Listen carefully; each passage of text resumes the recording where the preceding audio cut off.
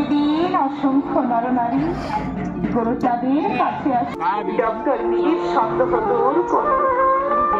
তাই দেখি মিসেস মির গরুচাঁদের আর তুই যখন আমাকে বাবা বলেছিস, তখন তোর হাতের খাবার তো আমি আগেই খাবো।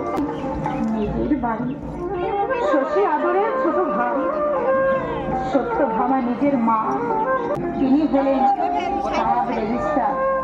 তারপর করে 107 জন কন্যাদায় গ্রস্ত পিতার কন্যাদায় থেকে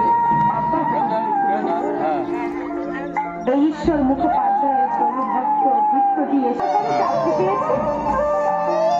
কথাটা শুনে কর্তাবাবু ব্যঙ্গ শুনে বললেন,